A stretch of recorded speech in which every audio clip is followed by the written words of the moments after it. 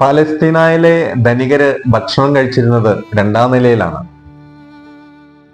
അതായത് അവരുടെ മട്ടുപ്പാവിലിരുന്ന് ഭക്ഷണം കഴിക്കുമ്പോൾ അതിൻ്റെ ആദ്യത്തെ ശുദ്ധീകരണ കർമ്മം എന്ന് പറയുന്നത് റൊട്ടി എടുത്ത് ആദ്യമായിട്ട് നടുവിരൽ മുതൽ താഴെ കൈമുട്ട് വരെ വീഞ്ഞിൽ മുക്കി തുടയ്ക്കുക എന്നുള്ളതാണ്.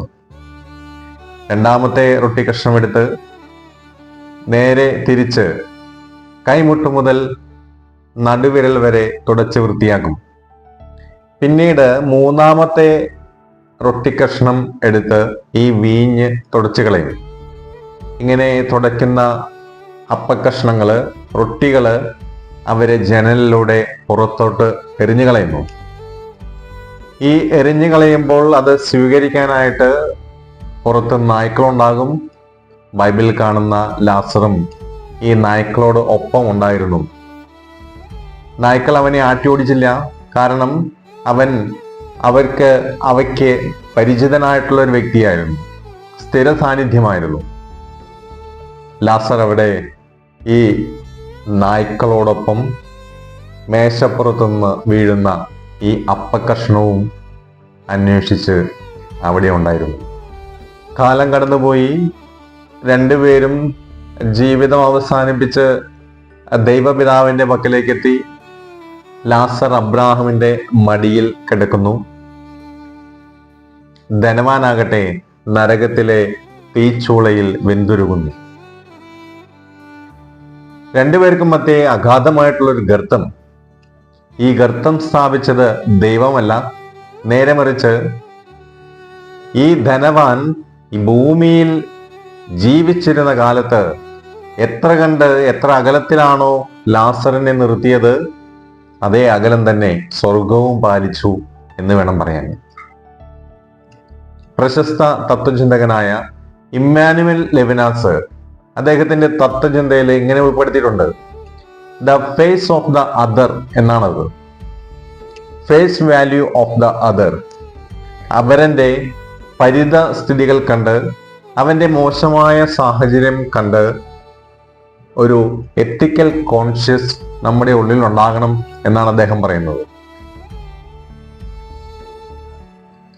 അതവൻ വാക്കുകൾ കൊണ്ട് നമ്മളോട് പറയണമെന്നില്ല. ആ ഫേസ് വാല്യൂ കൊണ്ട് നമ്മളത് മനസ്സിലാക്കി ഉചിതമായ കാര്യങ്ങൾ ചെയ്യേണ്ടതാണ്.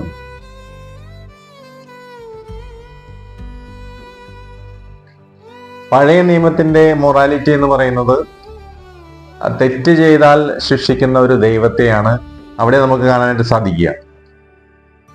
എന്നാൽ പുതിയ നിയമത്തിന്റെ മൊറാലിറ്റി, കർത്താവായ ക്രിസ്തു പഠിപ്പിക്കുന്ന കാര്യം,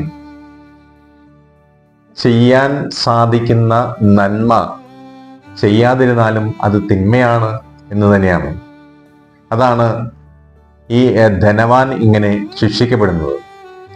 പ്രിയമുള്ളവരെ, നമ്മുടെ ജീവിതത്തിൽ ഈ face value of the other, ദൈവത്തിന്റെ ഛായ മറ്റുള്ളവരിൽ ദർശിച്ച്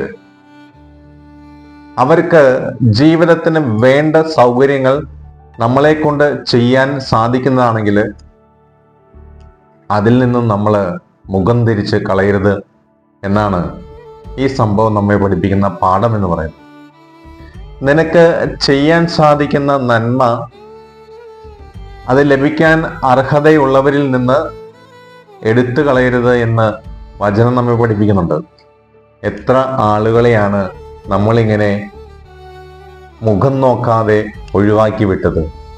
വെറോനിക്കായുടെ തൂവാലയിൽ കർത്താവിൻ്റെ തിരുമുഖം പതിഞ്ഞെങ്കിൽ അതിൻ്റെ ഒരു കാരണം the face of the other, കർത്താവിൻ്റെ ഫേസ് വാല്യൂ, അവൻ അനുഭവിക്കുന്ന ക്ലേശങ്ങളിൽ സഹതപിക്കുവാനും പങ്കുകാരിയാകാനുമുള്ള ഒരു നല്ല മനസ്സ് വെറോനിക്കായ്ക്ക് ഉണ്ടായിരുന്നു എന്നുള്ളതാണ്.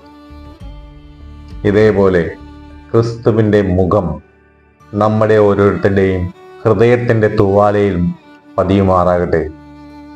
അനുദപിച്ച് ക്രിസ്തുവിലേക്ക് തിരിച്ചു നടക്കാം. എല്ലാ വ്യക്തികളിലും ക്രിസ്തുവിൻ്റെ ഈ മുഖം കണ്ടുകൊണ്ട് പെരുമാറാൻ, സംസാരിക്കാൻ, സഹായിക്കാൻ നമുക്കും പരിശ്രമിക്കാം. ദൈവം അനുഗ്രഹിക്കട്ടെ.